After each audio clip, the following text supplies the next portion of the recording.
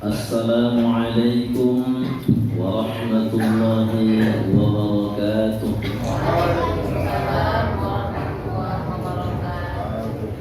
Alhamdulillahi rabbil alamin.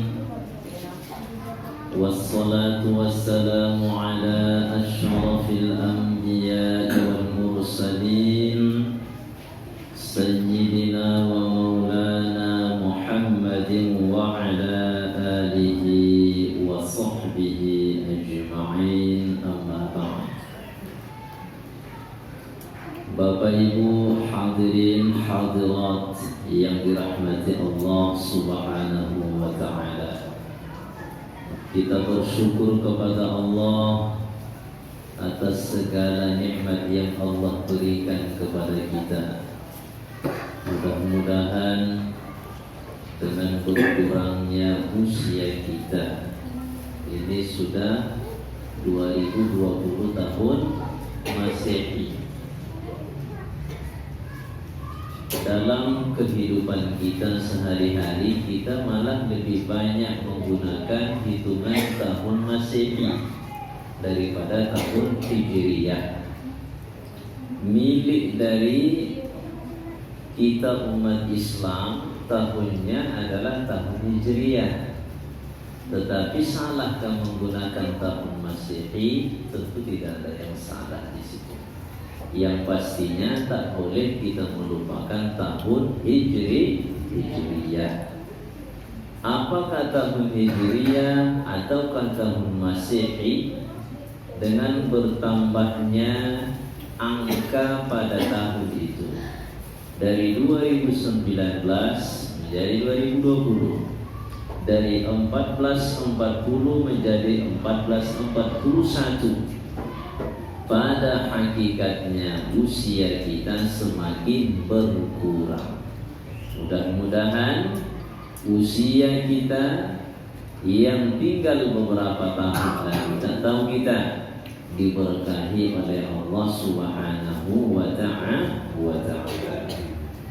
Salawat dan salam kepada junjungan kita Nabi Muhammad sallallahu alaihi wasallam, keluarga beliau dan semua sahabat-sahabat beliau. Mudah-mudahan kita semua ini mendapatkan syafaat dari Rasulullah di hari kelak nantinya. Amin ya rabbal alamin. Ibu-ibu sehat? Alhamdulillah. Bapak-bapak sehat? Alhamdulillah. Saya dengan tenang mengamanahkan kepada seseorang untuk datang ke masjid ini. Rupanya nggak datang. Oh, nggak datang. Berhusnudzon, mungkin beliau ada halangan, sakit. Yang pasti sudah saya kasih tahu siap. Apa jawaban beliau? Siap. Nah, tetapi kita ini punya rencana. Yang mentakdirkan jadi tidaknya adalah Allah. Baik Bapak Ibu hadirin hadirat yang dirahmati Allah, pertemuan kita pada kali ini bercerita saja. Bercerita, tetapi dalam cerita ini tentu banyak hikmah yang didapatkan. Kita mulai dari firman Allah dalam surah Luqman.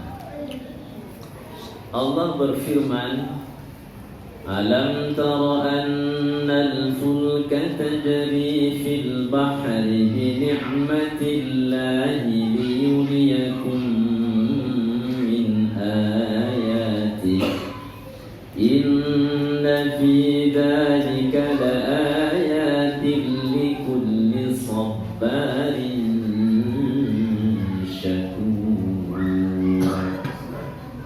Alam tara annal fulka, adakah tidak engkau lihat? Jadi Allah menggunakan pertanyaan. Pertanyaan ini sebenarnya sudah menjadi fakta, sudah dilihatnya. Cuma pertanyaannya, adakah tidak engkau lihat sampan-sampan itu, perahu Perahu itu dari mana dibuat? Sampah kapal laut. Dari mana itu bendanya dibuat? alat-alatnya. Dari kapas, dari semen atau dari besi? Besi. Kalau di kampung sampan dari kayu besar. Tajri fil bahri bi ni'matillah. Berlayar dia di lautan, di atas laut dia, ya. Jadi kapal itu tidak berenang, tidak tenggelam dia kan, tapi ada yang benam, artinya dia berlayar di atas lautan. Bi ni'matillah, dengan sebab nikmat Allah. Liyuriyakum min ayati, untuk memperlihatkan kepada kita semua umat manusia ini tanda-tanda kekuasaan Allah. Inna fi dzalika laayatin likulli sabarin syakur.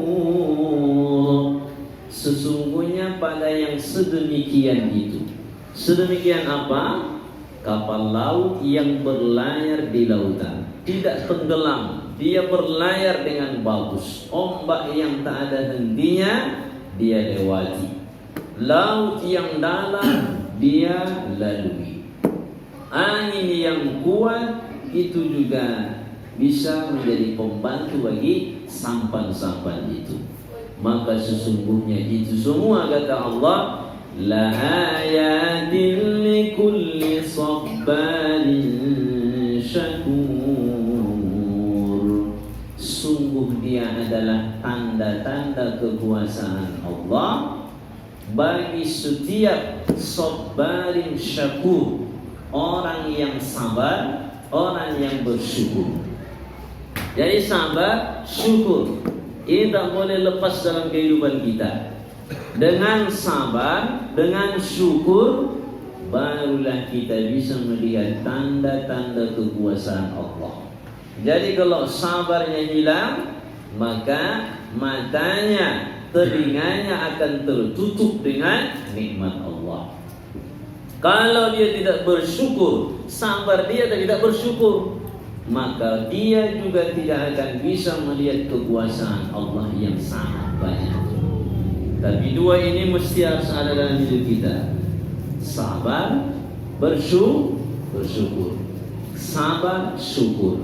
Sabar, syukur. Jadi harus sabar, syukur. Kenapa Allah Subhanahu wa ta'ala menyebutkan kapal laut? Karena kapal laut itu sudah lama tuh ada. Jadi kalau kapal laut itu pada masa Nabi pun sudah banyak digunakan sampan-sampan itu, ya. Nah, mulai dari Nabi Nuh, ya, sampai kepada Nabi kita banyak sampan itu sudah ada. Tapi adakah pesawat pada masa Nabi? Jawabnya apa? Belum ada. Belum ada.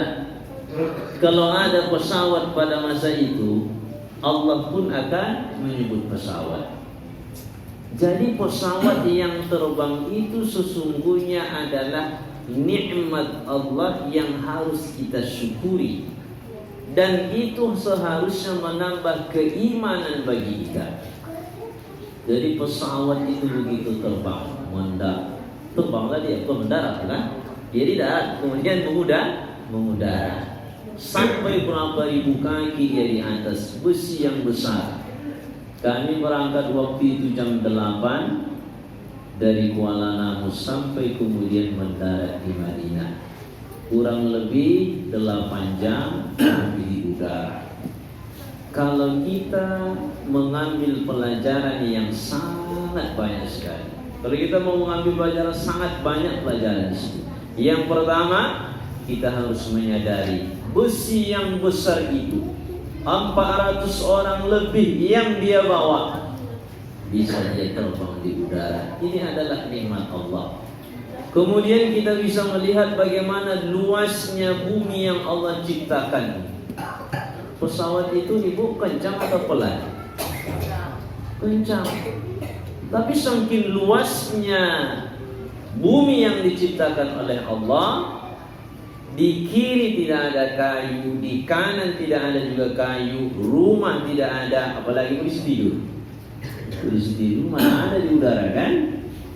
Luasnya bumi yang Allah ciptakan, antara langit dan bumi yang begitu luas juga, membuat pesawat yang kencang itu terasa pelan. Jadi kita tidak merasa dia kencang. Jadi situ menunjukkan betapa luasnya makhluk Allah, betapa luasnya ciptaan yang diciptakan oleh Allah Ta'ala. Dan di situ kita bisa mengambil pelajaran, begitu kita di udara itu sudah tak nampak lagi lautan, tidak nampak lagi rumah, tidak nampak lagi gunung-gunung. Yang kita nampak adalah awan. Gambaran di hari akhirat kurang lebih macam itu.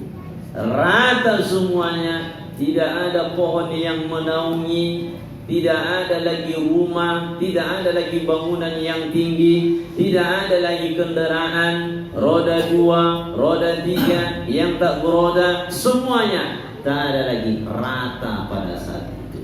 Jadi ketika kita di atas bumi ini 3000 kaki di udara, dah awanlah yang kita nampak. Di situ gambaran bahwasanya kehidupan di mahsyar itu kurang lebih demikian. Kurang lebih demikian, rata semuanya. Jauh-jauh memandang tak nampak lagi. Ya, di sana kita nanti di mahsyar kurang lebih gambarannya sedemikian. Berkumpul dari manusia yang pertama sampai kepada manusia akhir zaman. Siapa manusia yang pertama, Pak? Nabi Adam alaihi salatu wassalam. Manusia yang terakhir, umat Nabi kita. Itulah makhluk manusia yang terakhir. Cuman siapa orangnya nggak tahu kita. Yang pasti kita sudah hidup di akhir zaman. Jadi kita sudah di akhir zaman. Sadar tidak sadar kita ini sekarang hidup di akhir zaman. Nabi sudah tidak ada lagi. Ya, Nabi kita lah Nabi yang diutus oleh Allah yang terakhir. Kalau ada baru-baru ini ngaku Nabi di Kalimantan ya. Siapa yang ngaku Nabi? Samsudin ya. Samsudin kalau tak salah. Ya. Kalau ada nama yang sama mohon maaf Pak ya. Itu bukan Bapak di sini ya. Ya. Dia ngaku Nabi. Dia hanya guru PAUD kalau tak salah. Guru pendidikan guru agama PTA, pendidikan guru agama. Tiba-tiba ngaku Nabi. Ini tidak benar. Kalau ada yang mengikutinya sudah pasti itu mengikuti yang salah. Jadi kita semua hidup di akhir zaman. Jadi begitu mendarat kita di Madinah, muncul lagi rasa syukur kita kepada Allah. Apa rasa syukur kita? Rasa syukur kita kepada Allah, kita di sini dengan iklim yang sangat bagus. Ada musim panasnya, ada musim hujannya. Panasnya pun tak panas sekali, hujannya pun tak malah banjir-banjir kan? Walaupun di Jakarta banjir ya, kalau di Medan kan tidak pernah sempat banjir. Jadi sampai kita di sana dingin. Jadi waktu sampai di sana di Madinah musim dingin, kita tidak tahan. Fisik kita ini ternyata tidak kuat dengan musim dingin. Ya, karena pertama mungkin kalau udah lama bisa jadi tahan kan. Yang pastinya di situ kita sadari bahwa sekuat apapun kita, sehebat apapun kita, ternyata itu tak bisa kita tahankan dinginnya. Tak bisa kita tahankan. Hanya hitungan 1, 2, 3 hari bibir itu kemudian pecah-pecah. Kenapa? Karena nggak tahan dinginnya. Dingin, siang dingin, malam dingin, semua dingin. Ya. Jadi ini juga bagian dari nikmat Allah yang harus kita syukuri. Ya Allah, ternyata saya di negeri tercinta hidup dengan iklim yang tidak seperti ini. Kalau ibu kedinginan mungkin di rumah karena pakai AC itu kan? Pakai AC. Di sana nggak laku lagi AC saat itu. Ya. Kenapa? Hembusan angin itu sudah membuat kita kedinginan.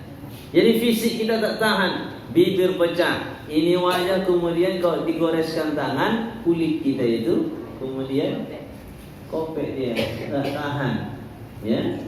Jadi ini adalah nikmat yang harus kita syukuri. Tetapi walau demikian kondisinya, ada penyemangat kita sampai di Madinah. Apa itu? Di sana makhluk yang paling mulia, utusan Allah Subhanahu wa taala dikebumikan. Hijrahnya Nabi ke sana, dimakamkan Nabi di sana, yaitu Rasulullah sallallahu alaihi wasallam. Inilah yang membuat kita semangat. Bagaimana perjalanan Nabi, di sinilah Nabi dulu berjalan, di sinilah Nabi dulu berkhutbah, di sinilah Nabi menjadi imam. Ini kemudian membuat semangat kita menjadi kuat. Apalagi kalau kita lihat, ini yang kurang kita sadari. Bagaimana perjuangan Nabi sallallahu alaihi wasallam ketika hijrah dari Mekah ke Madinah. Bagaimana Nabi sallallahu alaihi wasallam di Goa Hira. Di Goa Hira itu mengasingkan diri. Kalau sekarang malam kita tengok di sana cantik, indah, lampu banyak. Lampu-lampu di rumah orang itu bersinar indah, terang. Coba kita bayangkan di masa Nabi tidak ada lampu, gelap. Naik ke bukit yang tinggi, naik untuk mengasingkan diri di sana. Kemudian setelah naik ke Goa Hira itu nampaklah kota Mekah. Jadi kalau naik ke situ nampak Masjidil Haram, nampak kota-kota Mekah itu. Jadi Nabi sallallahu alaihi wasallam naik ke Goa Hira itu untuk bertahanus, mengasingkan diri, memikirkan bagaimana kondisi orang-orang yang ada di tempat kelahiran Nabi sallallahu alaihi wasallam. Karena waktu itu asal lahir anak-anak perempuan dibunuh. Jadi begitu kami jalan dikasih nampak, itu adalah tempat pembunuhan setiap lahir anak perempuan, kata Mutawif. Jadi sampai sekarang masih nampak dia. Nampak disitulah pembantaian anak-anak perempuan yang lahir disembelih, lahir sembelih, lahir sembelih. Jadi memikirkan itulah Nabi sallallahu alaihi wasallam lebih memilih mengasingkan diri ke Goa Hira di saat usianya 40 tahun. Bapak sekarang ada yang pas usianya 40 tahun 2022? Ada? Di saat Nabi sallallahu alaihi wasallam usianya genaplah 40 tahun, maka di bukit yang tinggi yang tak ada orang datang ke situ kecuali hanya Nabi saja, datanglah malaikat Jibril. Iqra bismi rabbikal ladzi khalaq. Begitu disebut Iqra, dipegang oleh malaikat yang tadi, malaikat Jibril. Nabi belum tahu itu siapa. Dipegang, dipeluk, ya, kuat dengan erat. Maka ma ana biqari, saya tidak bisa membaca, kata Nabi. Apa yang mau dibaca? Ketika disuruh Iqra, baca, Nabi tidak bisa membaca. Kita saja kalau misalnya pulang kampung, ada kuburan dia atau ada hutan, begitu kita berjalan habis sholat isya, agak gelap dia, repes gitu saja nanti kedengaran di bawah pohon tu. Kira-kira bapak lari atau makin santai jalannya? Wah, lari terbirit-birit. Kadang-kadang sendal pun tinggal kan. Kalau ibu jilbab tu lepas tak sadar lagi. Apalagi yang tak pakai jilbab kan. Kalau misalnya dia jalan sendiri, rambut tu dibuat begini-begini. Tapi kalau dah ketakutan, ada lagi perempuan bergaya itu. Ada lagi bergaya. Suara saja. Nabi sallallahu alaihi wasallam bukan suara, ada yang memeluk Nabi. Begitu disebut Iqra, maka Nabi tak bisa membaca. Karena Nabi tidak bisa membaca. Namun Nabi tak bisa baca bukan kekurangan. Ini yang harus dipahami. Nabi kita tidak bisa membaca itu adalah kelebihan. Kenapa? Kalau Nabi bisa tulis baca, bisa membaca sebagaimana layaknya orang yang bisa membaca, makin tak percayalah orang-orang yang didakwahkan oleh Nabi. Apa kata orang? Allah dia bisa, dia yang ngarang-ngarang itu kata orang itu kan. Disebut ayat, dia yang buat-buat itu. Tapi Nabi tidak bisa membaca sebagaimana keahlian orang membaca saat itu. Tapi Nabi SAW menyampaikan kalam Allah yang dari keindahan bahasa kalimat yang disampaikan tidak ada bandingnya dengan syair-syair yang dilantunkan oleh orang-orang Arab pada saat itu. Karena berpantun bersyair itu dibuat kontestannya, itu ada audisinya. Setiap tahun itu ada dibuat perlombaan syair. Siapa yang syairnya lebih indah dengan penilaian yang ahlinya saat itu, digantunglah di Ka'bah. Jadi Ka'bah yang dulu itulah letaknya Ka'bah yang sekarang. Nah, jadi orang-orang di Ka'bah itu pas di Hijri Ismail nampaknya ada yang salah di situ. Yang salahnya itu apa? Kalau tidak kuat keyakinannya, dia itu macam mengadu ke Ka'bah. Ya.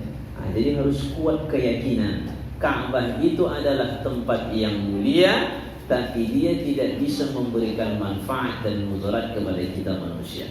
Dia hanya benda, tapi dia adalah benda yang mulia yang dibangun oleh Nabi Ibrahim bersama dengan putranya Ismail, yang dahulunya itu juga dibangun oleh Nabi Adam. Dan ada pendapat mengatakan itu juga dibangun oleh malaikat yang disuruh oleh Allah Subhanahu wa ta'ala. Nah, jadi kalau kita tengok di Hijri Ismail itu ada juga yang diciumnya Ka'bah itu macam mengadu ke Ka'bah dia. Kalau misalnya begitu keyakinannya, tidak benar. Tapi kalau dia mengadu ke Allah, meminta ke Allah, tapi dia cium itu benda Ka'bah, tak ada masalah. Mencium Ka'bah, memeluk Ka'bah, tidak ada masalah. Apalagi mencium Hajarul Aswad, memang itu disunnahkan. Disuruh, dianjurkan mencium Hajarul Aswad kalau bisa. Tapi kalau tidak bisa, hanya dengan cium jarak jauh kan, dengan tangan. Tapi alhamdulillah saya dengan izin Allah dapat mencium Hajarul Aswad itu. Tetapi menciumnya mesti harus penuh dengan perjuangan. Perjuangan pertama tak berhasil, perjuangan kedua tidak berhasil, perjuangan ketiga baru berhasil, itu pun setelah meneteskan air mata. Di dalam hidup ini tidak boleh kita menyerah, harus sungguh-sungguh. Ketika saya pertama mau mencium Hajarul Aswad itu, maka tenaga yang kuat, tangan kaki mau patah didorong orang, keluar gak tahan. Yang kedua juga demikian. Maka yang ketiga, saya mau pulang ini ya Allah, saya ambil itu tempat antara Hajarul Aswad dengan pintu Ka'bah, itu namanya multazam. Di multazam itu setentangnya dekat dengan makam Ibrahim. Saya menadahkan tangan, meminta ke Allah, ya Allah, izinkanlah saya untuk dapat mencium Hajarul Aswad itu. Dengan tetesan air mata, pengaduan kita kepada Allah Subhanahu wa ta'ala. Memang harus begitu. Kalau yang awal masih mengandalkan tenaga, ternyata tidak bisa. Tenaga kita, kekuatan kita tidak ada artinya. Tetapi mesti harus ditambah dengan keyakinan kepada Allah, pengaduan kepada Allah, permintaan kepada Allah, penyerahan seluruhnya kepada Allah. Dengan izin Allah dikasih jalan, bisa sampai saya mencium Hajarul Aswad. Bukan dari rukun Yamani, tapi datang dari arah multazam itu menuju Hajarul Aswad. Saya cium. Begitu saya cium Hajarul Aswad, biasanya ditarik oleh orang, ini tidak ada yang menarik.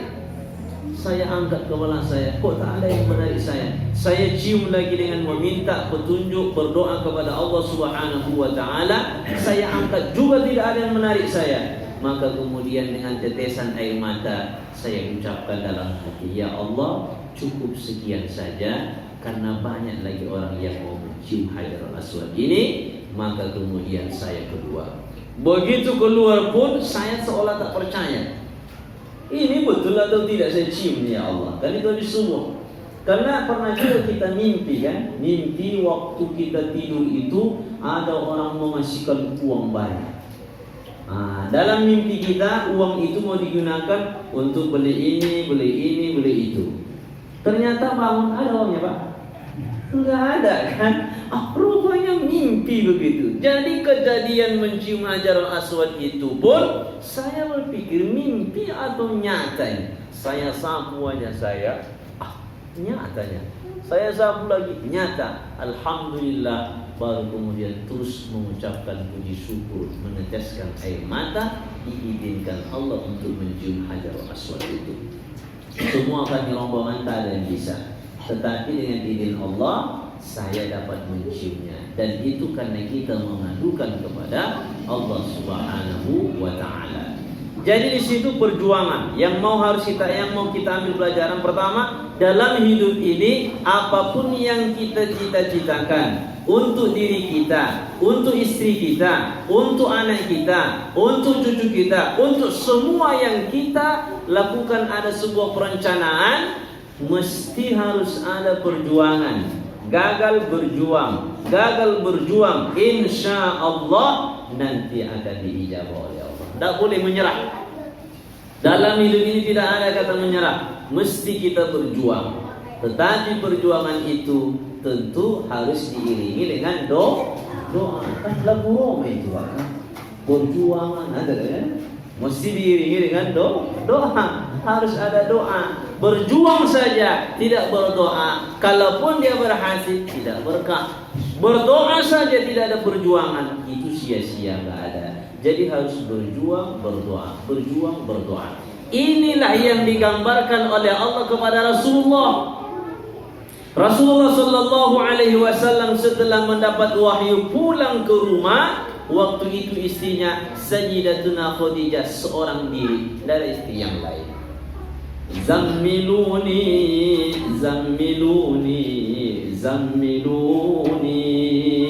wahai istriku, selimuti saya. Kenapa? Ketakutan.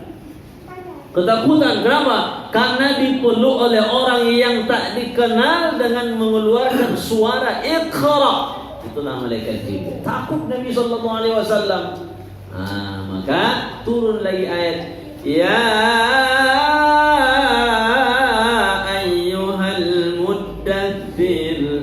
قم فأنذر وربك فكبر وثيابك فطهر.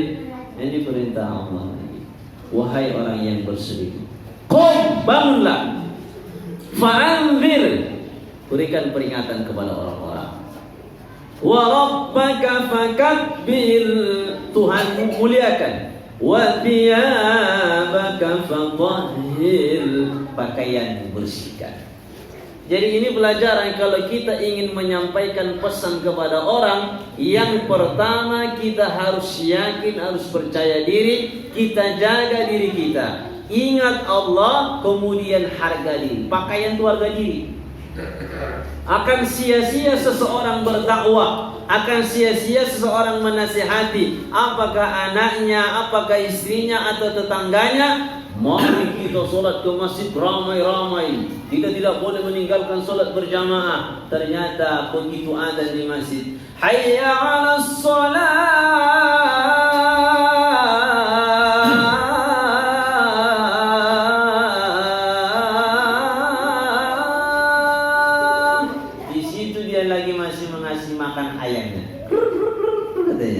dah sholat orang, dia masih asik mengasih makan ayam, maka kata-kata dia tidak akan didengar oleh orang lain. Maka yang pertama disiapkan oleh Allah Rasul, bagaimana dia ingat kepada Allah, keyakinan, bagaimana dia menjaga harga dirinya. Nabi itu dan semua nabi-nabi yang lain maksum, tidak ada dosanya. Makanya seorang suami kalau menasihati istri, baguskan dulu. Seorang istri menyampaikan pituan, nasihat, permohonan kepada suami juga harus dibaguskan. Menasihati anak juga harus kita baguskan diri kita. Kunci dari kesuksesan dalam berkeluarga itu adalah suami dan istri. Anak akan rajin ke masjid, anak akan rajin mengaji, anak akan menjadi anak yang soleh dan solehah kalau sudah diawali oleh orang tuanya. Tapi kalau orang tuanya tidak mau memperbaiki diri, dia suruh anak, tapi dia sendiri tidak mau. Bangun, salat subuh. Habis itu tidur lagi dia. Dibangunkan istri, bangunkan anak, tapi dia tidur. Tentu ini adalah hal yang sia-sia. Jadi Nabi Shallallahu Alaihi Wasallam setelah dimatangkan, disiapkan oleh Allah Subhanahu Wa Taala, membuat orang ikut, membuat orang tunduk kepada apa yang disampaikan oleh Nabi itu. Allah kuasa, tapi tak dijadikan Allah demikian, penuh dengan perjuangan. Jadi kota Mekah itu yang menjadi pengikut Nabi adalah banyak dari budak-budak. Kemudian ada lagi dari keluarga Nabi Sallallahu Alaihi Wasallam, ya, dari perempuan, ada dari anak-anak, ada dari keluarga, ada dari masyarakat yang lain. Satu persatu ikut dengan agama yang didakwahkan oleh Nabi Sallallahu Alaihi Wasallam. Tetapi makin banyak pengikut, makin disiksa oleh orang-orang yang tidak mengikuti dakwah Nabi Sallallahu Alaihi Wasallam. Ada yang dijemur di panas matahari, ada yang digosokkan ke tubuhnya, besi yang dipanaskan sampai merah digosokkan ke tubuhnya. Berpaling dari agama Muhammad itu. Mereka bilang apa? Ahadun ahad, ahadun ahad. Tidak mau, hanya Allah yang esa, Allah yang maha tunggal. Tidak ada syarik, tidak ada kawan, tidak ada sekutu bagi Allah Subhanahu wa ta'ala. Menunjukkan untuk sampai kepada cita-cita kita kembali lagi mesti dengan perjuangan. Jadi Nabi sudah dicontohkan Allah berjuang. Setelah berjuang, maka kemudian keberhasilan itu disuruh Allah lah hijrah Nabi. Jadi hijrahnya Nabi dari kota Mekah itu singgah lagi di Bukit Sur, Goa Sur, ya. Di Goa Sur itu kalau kita lihat begitu saja jauh betul tinggi Goa Sur itu. Jadi disitulah Nabi Shallallahu Alaihi Wasallam bersembunyi dengan Sayyidina Abu Bakar. Setelah dikepung oleh orang-orang musyrik saat itu, mereka menduga, nampaknya di situ ada orang, ada buaya, ya. Tetapi dengan seketika pertolongan datang dari Allah, laba-laba membuat sarang di pintu goa yang kecil. Merpati tiba-tiba membuat sarang di pintu goa yang kecil itu. Kalau ada orang masuk, sarang laba-laba pasti rusak. Kalau ada orang masuk, sarang merpati pasti tidak ada. Kalaupun ada, pasti rusak. Tapi Abu Bakar sudah ketakutan. Kata, la tahzan innallaha ma'ana. Dengan tetesan air mata, Abu Bakar radhiyallahu taala anhu menetes air matanya. Dia mengadu kepada Allah. Dia tanyakan kepada Rasul, ya Rasul, bagaimana kita ini? Saya takut, bukan saya takut dibunuh, tapi yang saya khawatirkan kalau engkau dibunuh wahai Rasulullah, bagaimana umatmu kemudian setelah engkau dibunuh? Itu yang dikhawatirkan Abu Bakar, bukan dia yang dikhawatirkan. Maka kata daripada Nabi dalam Al-Quran, la tahzan innallaha ma'ana. Abu Bakar, jangan takut, Allah bersama dengan kita. Di sini pelajaran, sepanjang kita berjuang menegakkan kalimat Allah, sepanjang kita melakukan kebenaran, Bapak Ibu jangan takut, penolong kita adalah Allah. Jangan takut. Jadi Allah Subhanahu wa ta'ala bersama dengan kita. Tapi mereka tak peduli. Nampaknya ada orang di situ, kita buktikan, diambillah batu. Jadi di sana tuh bukitnya bukan bukit rumput, semua bukit batu. Tapi dengan kemajuan ilmu dan teknologi sekarang ini, gunung itu sudah dibuat menjadi banyak terowongan. Jadi kalau jalan tak lagi keliling gunung, langsung gunung itu dibuat jalan terowongan.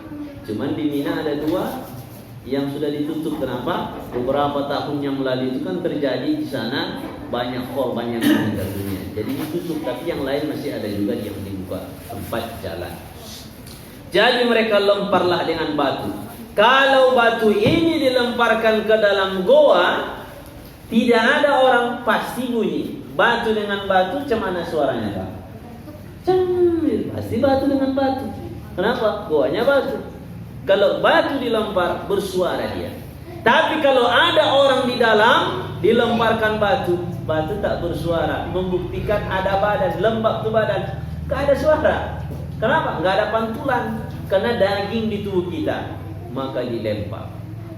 Begitu dilemparkan batu tadi, yang kena adalah gigi Nabi Sallallahu Alaihi Wasallam. Gigi ke dengan batu bunyi apa tidak Pak? Bunyi. Begitu dilemparkan, itu, oh, tidak ada orang. Yang membuat mereka yakin harus dilempar dulu. Kenapa? Karena ada di situ suara cicak. Cicak-cicak di dinding, diam-diam merayap. Itu lagu anak-anak, kan? Sebab cicak ini, asal ada tempat bunyi cicak, menunjukkan ada orang yang datang sini. Cicak. Jadi cicak ini membuat mereka ragu. Kalau nggak ada orang, cicak nggak mungkin bunyi. Tapi ini sarang laba-laba ada, sarang merpati juga yang sedang bertelur di sini ada. Kalau dibilang tak ada orang, kenapa bunyi cicak? Maka dilemparlah. Mereka melemparkan batu, membuktikan ada atau tidaknya orang di dalam gua itu. Cicak terus bunyi. Kalau pasti tanya, ini ada orang, ini ada orang, ini ada orang, ini ada orang, ini kata cicak. Ya, makanya kalau kita dalam Islam membunuh cicak sunnah. Karena cicak itu makhluk yang menginformasikan bahwa Nabi ada di dalam gua Sur. Jadi waktu kami kecil-kecil ada karet. Apa namanya itu? Yang ikat es itu apa namanya? Karet gelang tuh kan? Itu karet gelang itu kami jalin itu. Ada satu karetnya, kemudian dijalin besar belakangnya. Itulah kami tembakin itu di dinding itu, di atap itu cicak. Waktu kami kecil anak-anak asal dapat bunuh, dan kami meyakini kesunahannya setiap malam Jumat. Jadi cicak itu bermatian. Membunuh cicak itu berpahala, tapi membunuhnya jangan disiksa. Menyiksanya macam mana? Dipotongnya ekornya itu, gelebar-gelebar dia. Rasakan katanya. Dipotongnya katanya, rasakan. Nyiksa nggak boleh. Kalau mau membunuh cicak, begitu ditembak jatuh dia, pukulkan langsung mati cicak. Jangan disiksa. Menyiksa hewan tidak boleh. Kita dilarang menyiksa hewan. Dilarang buang air kecil laki-laki yang sering. Buang air kecil ke tanah yang berlubang nggak boleh. Kenapa? Ada dua kemungkinan. Kemungkinan yang pertama, di dalam lubang itu ada jin. Tahu ibu jin?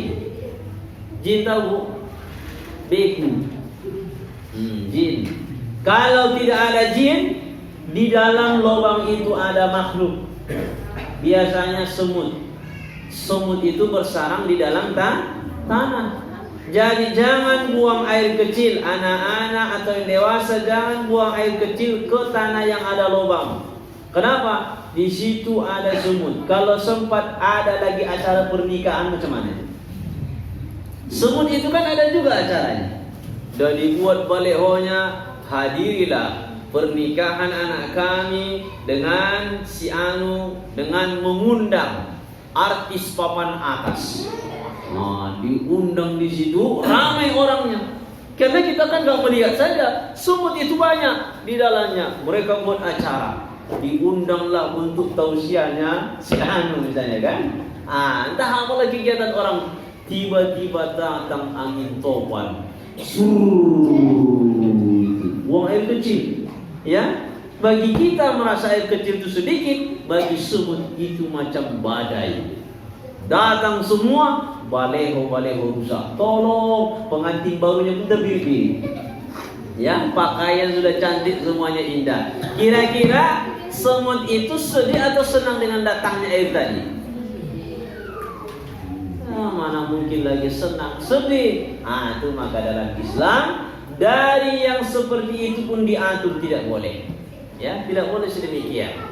Jadi Nabi Shallallahu Alaihi Wasallam berjuang untuk menggapai kesuksesan, untuk bisa melaksanakan syariat yang disampaikan oleh Allah melalui malaikat Jibril itu di Madinah. Maka untuk sampai ke Madinah itu hijrahnya itu melalui perjuangan yang luar biasa. Dari Mekah ke Madinah itu ada perjalanan 6 jam kurang lebih. Itu pun di sana tidak ada macam jalan tol. Jadi begitu jauhnya perjuangan yang ditempuh oleh Nabi itu hanya dengan naik unta. Sayyidina Ali itu hanya dengan jalan kaki. Coba Bapak Ibu bayangkan. Untuk apa? Li'i'la'i kalimatillah, untuk meninggikan kalimat Allah, untuk menyampaikan agama yang diridhoi oleh Allah Subhanahu wa ta'ala. Nah, oleh sebab itu perjuangan Nabi yang kita lihat di sana, bagaimana jarak tempuhnya, bagaimana perjuangan yang dilalui oleh Nabi, setidaknya ini menjadi kesadaranlah bagi kita. Bapak Ibu yang berhaji, Bapak Ibu yang berumrah ke sana, itulah ditengok, dipikirkan, direnungkan itu semua. Jangan asik belanja saja. Ada juga ibu-ibu asal kurma ajwa murah katanya kan. Jadi orang Arab itu tidak bisa bahasa Indonesia. Cari ibu tuh beli kurma muda, kurma tua, salah beli, dibelinya kurma busuk. Ya, ada jual baju beli, ada jual coklat beli, semua dibeli. Dia tidak mengambil pelajaran. Ke sana itu mengambil i'tibar, memikirkan dan merenungkan semua tanah yang dipijak oleh Nabi, tanah haram, Haramain Makkah Madinah, bagaimana perjuangan Islam, meninggikan Islam, bagaimana kuburan Baqi. Ya, di sana kita tengok semuanya supaya menambah keimanan kita. Ya Allah, ya Tuhanku, ternyata apa yang kulakukan sekarang ini belumlah ada apa-apanya dibanding yang dilakukan oleh Nabi dan sahabat-sahabat Nabi Sallallahu Alaihi Wasallam. Maka jangan asik belanja saja, asik belanja saja. Sama itu bapak-bapak sama ibu-ibu. Bapak-bapak juga ada yang hobi belanja kan? Ibu-ibu juga ada yang hobi belanja. Cuman kalau dibanding mana lebih banyak bapak-bapak, ibu-ibu belanja, jawabnya Bu? Ibu-ibu, ya, semua mau dibeli. Kalau bisa pohon kurma dulu pulang. Jadi kalau ke sana bagaimana supaya menambah keimanan kita. Baik Bapak Ibu, hadirin hadirat yang dirahmati Allah. Itu saja yang bisa disampaikan. Mudah-mudahan ini menjadi renungan bagi kita perjuangan Nabi Sallallahu Alaihi Wasallam untuk bisa kita melaksanakan agama sampai sekarang. Dan alhamdulillah bisa kita sholat, bisa kita mengaji seperti ini, semuanya dengan berkat Allah atas perjuangan Nabi dan sahabat-sahabat Nabi Sallallahu Alaihi Wasallam. Demikian Bapak Ibu hadirin hadirat yang dirahmati Allah. Mudah-mudahan pertemuan ini diberkahi oleh Allah Subhanahu wa taala. Kita tutup dengan membaca subhanakallahumma wa bihamdika asyhadu an la ilaha illa anta astaghfiruka wa atubu ilaik. Alhamdulillahi rabbil alamin wassalatu wassalamu ala asyrafil anbiya'i wal mursalin wa ala alihi wa sahbihi ajma'in. اللهم انفعنا بما علمتنا وعلمنا ما ينفعنا وارزقنا علما ينفعنا برحمتك يا أرحم الراحمين. اللهم فقهنا في الدين وعلمنا التأويل. ربنا آتنا في الدنيا حسنة وفي الآخرة حسنة وقنا عذاب النار. وصلى الله وسلم على سيدنا محمد وعلى آله وصحبه أجمعين والحمد لله رب العالمين. السلام عليكم ورحمة الله وبركاته. وعليكم السلام.